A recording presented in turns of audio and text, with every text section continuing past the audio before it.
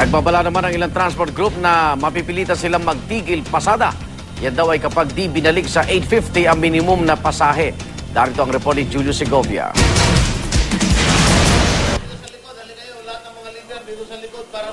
Hindi man lumahok sa transport caravan ng piston, kapit-bisig namang humarap sa media ang iba pang transport groups para igit ang hiling nilang dagdag pasahe.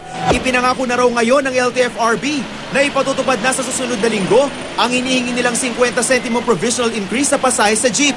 Pero babala nila, malapit nang maputol ang kanilang PC, lalo't panay ang taas ng presyo ng langis. DOTC, LTFRB, manda kayo pag hindi nyo binigay. Ang pinangako nila ay sa early next week. Kaya binibigyan namin sila hanggang Miyerkules. At pag hindi pa rin nakuha ang inaasam-asam na taas pasahe, magkakasa sila ng welgang bayan na may kasabay ng tigil pasada. Mag-uusap uli ang hanay nito at doon na kami gagawa ng mga plataforma tungkol doon sa isang malawakang pagtigil pasada. Hindi po kami pai-impluwensya sa pressure.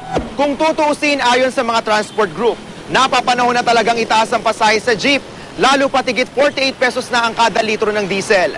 Handa naman daw silang ibabang muli ang minimum fare sa jeep, oras na bumabari ng presyo ng crudo sa 44 pesos kada litro.